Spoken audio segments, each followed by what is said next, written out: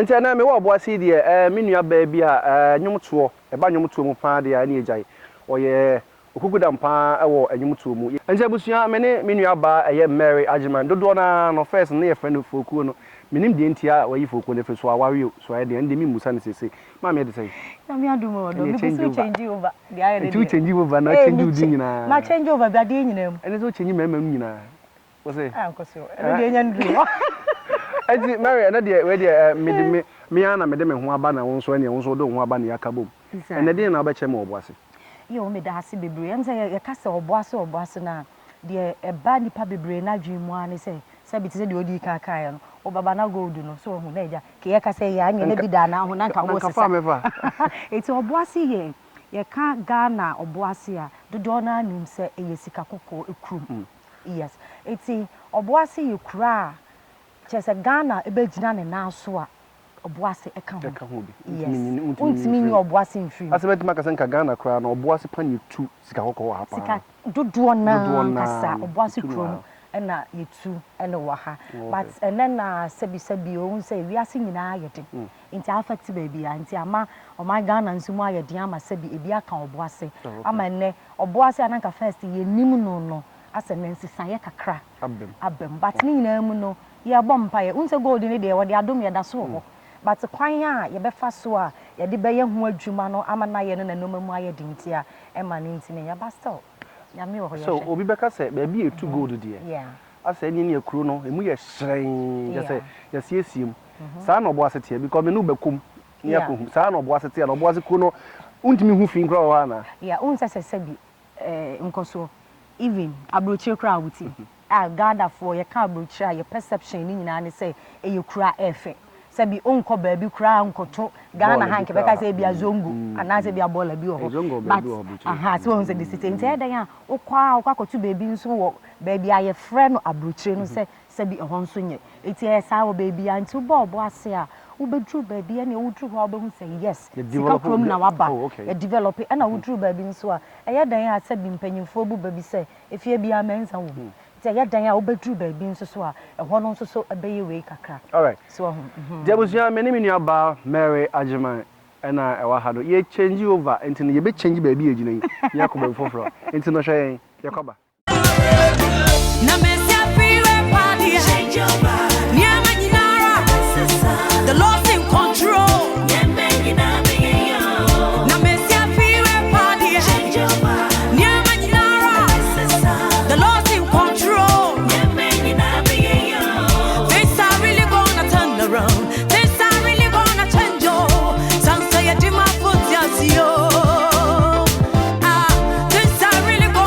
ya da so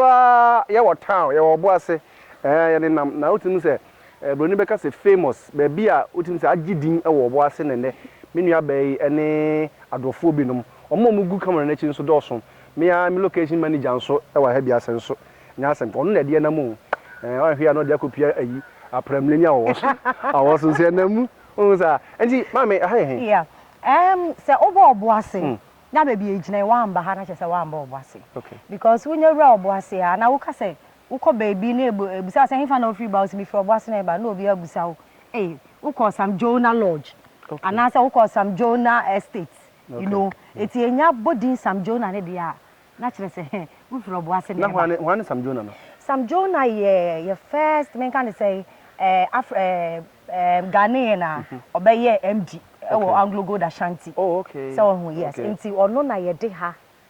ni din eto so na se nyane dia baby o ni di o gini din wo yiri so keke ho estate ni so keke ene to estate ni so okay yes I it free has some Jonah Estate okay enti ha no ayi se wa wo ye adwuma o Anglo Gold so he no kwa na obetima tana anu na obetima tana so di kan call baby e di kan call start ye free ho no mo Precious and as a Tiny Roland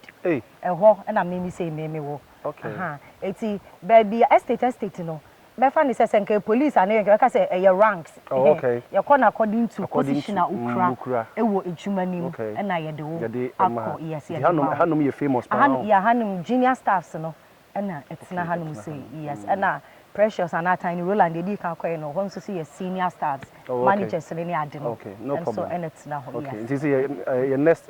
location here fa ye free hanum say ya ye be call ye free baby dankwa dankwa ho de ho na mpanyimfo logo da shanti mpanyimfo no obi kura busa no Facebook obi busa wo Facebook ya ye beko dankwa ye beko Anyinam Lodge, the almighty Anyinam Lodge. So wo bo Obuasi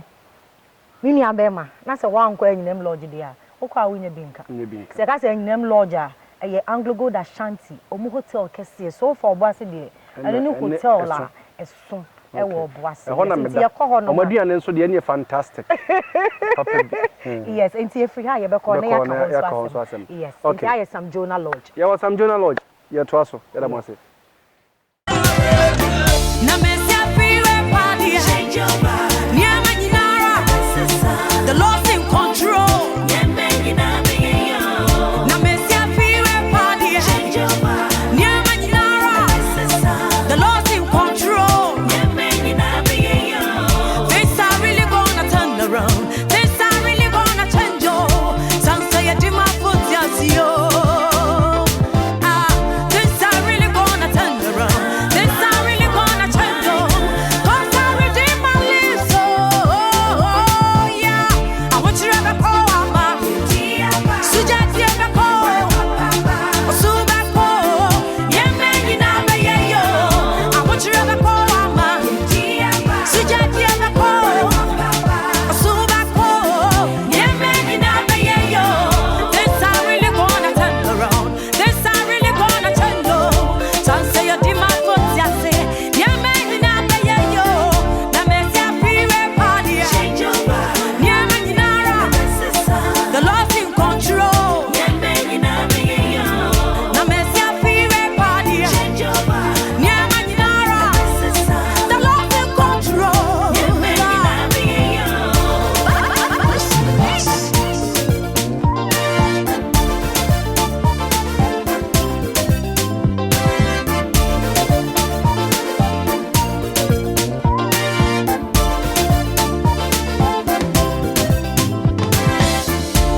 I am sanctuary nyami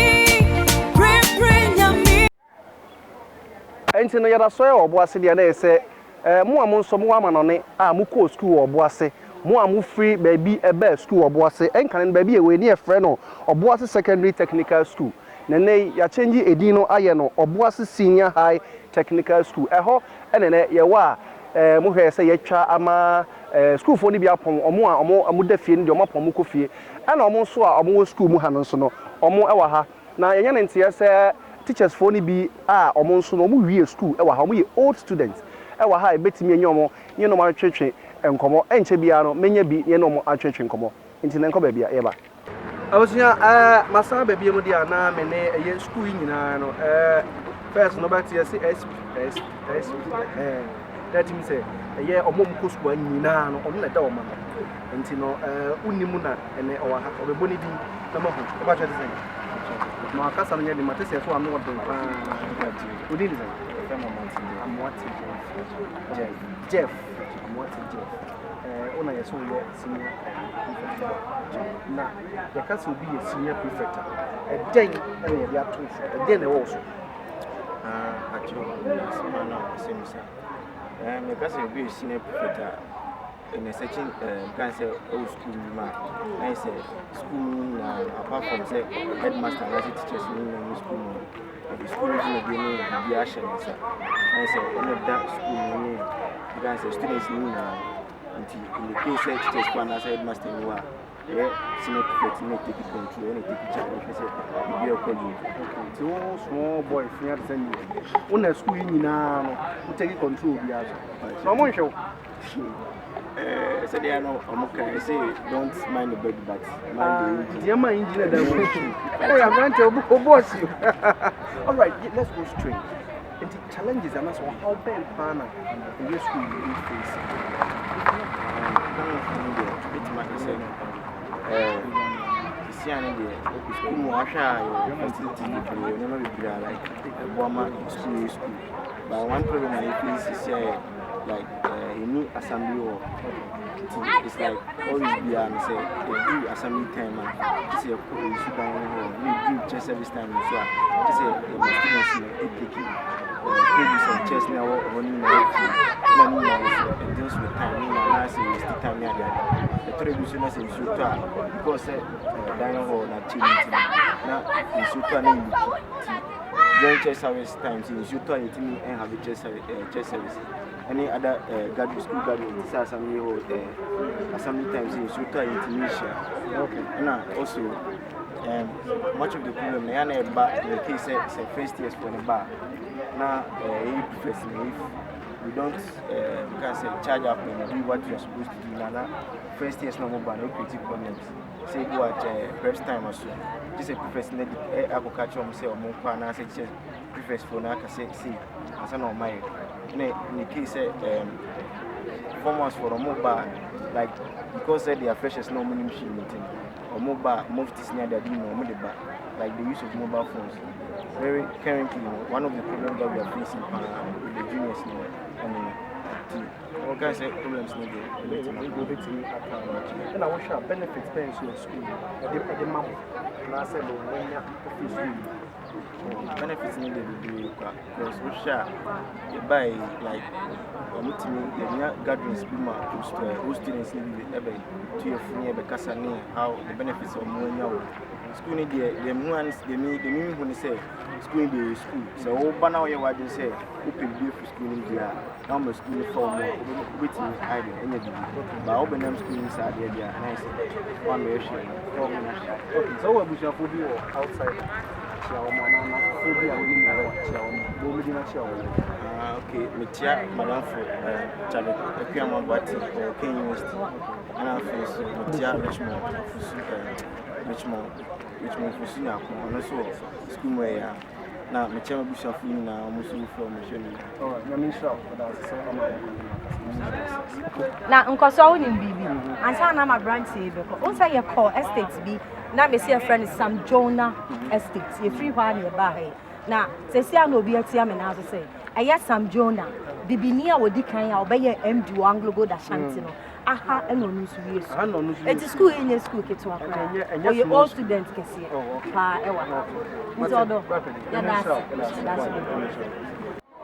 Abusia Migusua Obuasi na Obuasi Osha Mechiha Obuasi main market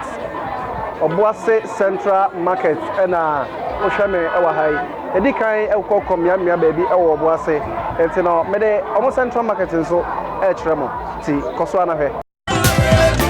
na mesia freeway party change your mind near Maginara the lost in control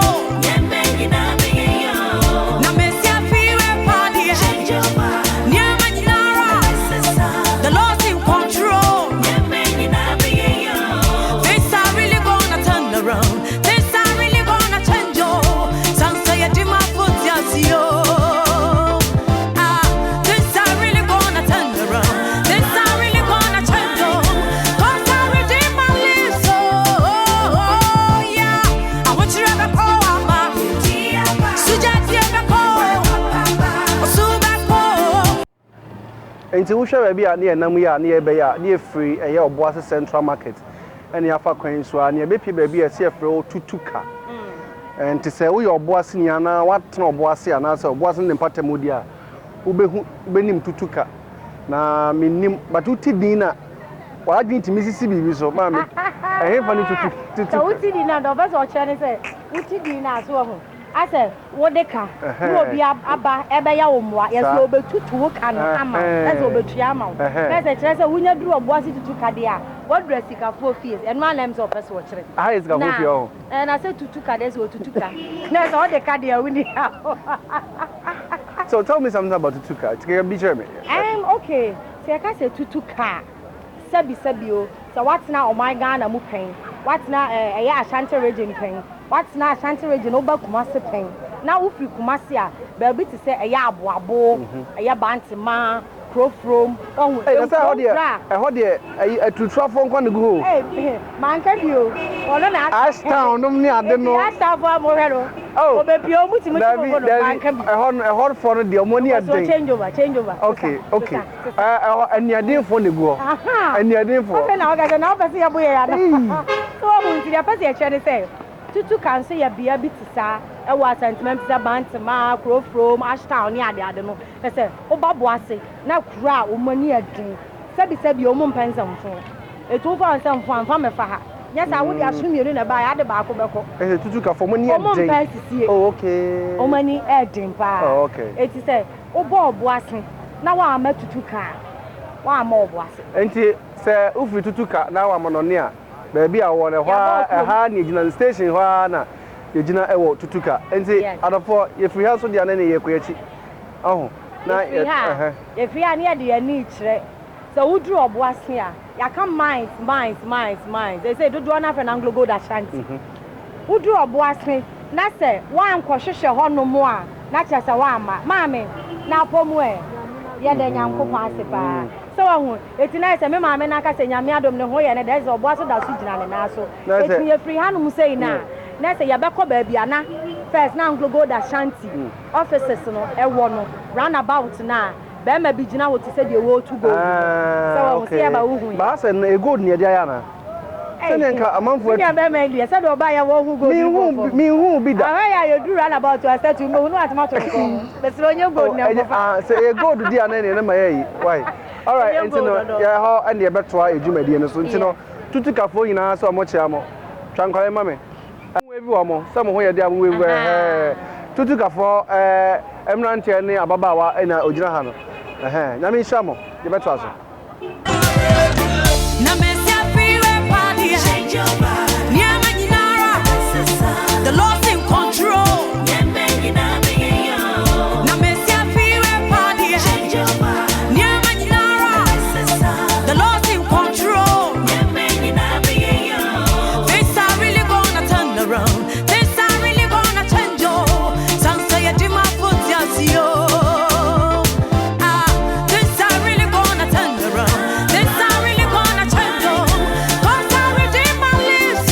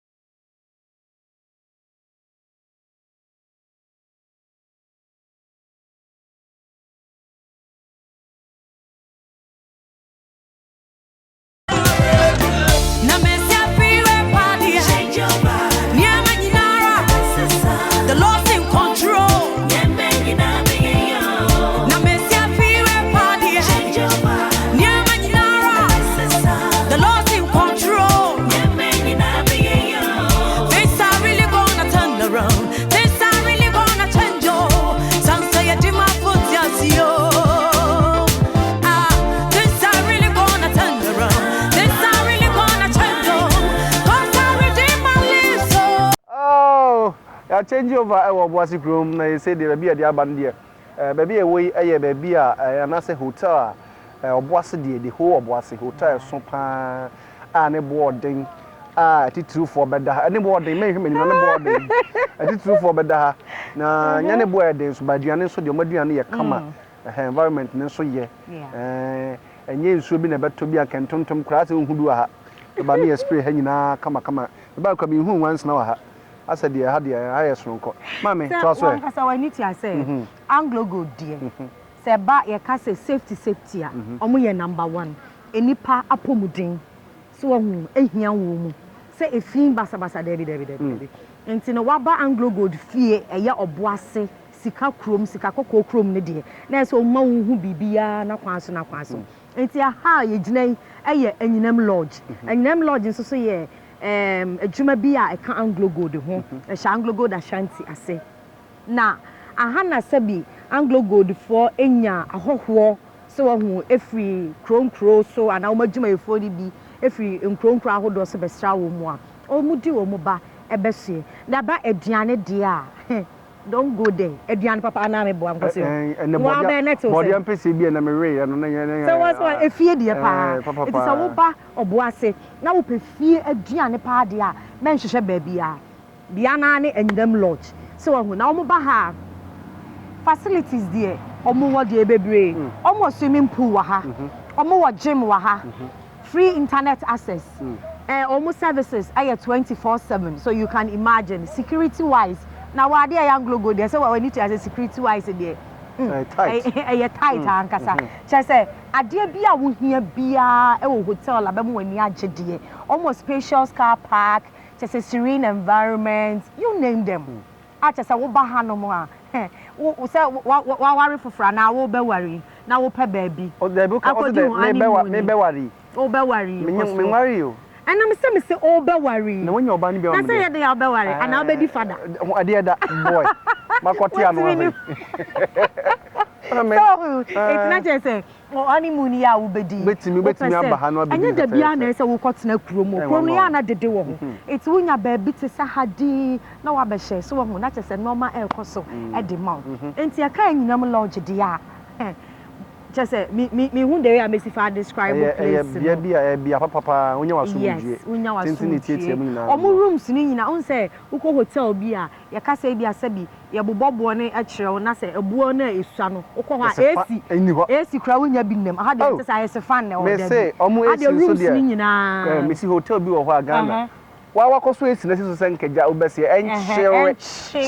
Sherry mama o say sharing. Can chilling. And Sherry ma no. Obekoro makodum no. Obeka say obonika. Ase ahu. Na wonim de da wa ha. Say yes dum so aba Ghana. Aha me no ka say nyam lodge. Me nim say Anglo Gold facility ni ntia abate bi ni ha. Yendum light wa ha. 24/7 light is so. All right. Yendum light wa ha. Enti ya bra. And on beba. Oh ya advert na che. Enti baby a yedu ne de na ese me de aseda ema wo a o ma ho kwan na me hwew o hwe e wo wa afie mo monten so unyumam wo da wo mpa so na wo na ye nan na wo so ana ye mienu nya hwe enche be ye nan anyhow be change over o be so mu change over na enche me ne menu abaye so ye interview no e be ba so na mahu nipa a oye anyum kura no o se ase to ya che ebi mutimi de album be 8 ba enhete last one number 9 na hit ya hwe so no so the send by answer na change makasa makasi onko anu benya asemo ya hwe se o the change over na hit ya na say o the enti enchia ene na ase mu odin koma ye crew ni nyina mia mi location manager ba ko pe asase na asenso agema enchia enkoma no bobo omo makandie na afa so no enchia enkoma ye cameraman no yankopon hia ni bebre na wonim bibi ye makeup artist wa bre na ono na oti makeup na makeup baby awo bia no se na wo betima be we wie ya bete bia na wa bre ono na etimi ye makeup na so hu na ni refi ni so obepepa yanim obetwa wani no otwa selfie no so on side ana ye ba props a wono nso so de obezi properties eja ye mbo so It's no, yeah, that woman in our it was fun. It was fun. It was fun. Yami in some Obuasi for you na baby a ubiano. Kuntunyuma no koso okure mu to kakra so ade be ba be boa eye kuro no so na wo so de aba men tena buchire ho entra baby a wo enni enka wanu spilele na okuro no so no ehia mpuntu. And until ya kase 2016 Obuasi must not die. It's me no me ni yamra ni me pagya Obuasi. All right. Thank you so much. Yami shamu nyina.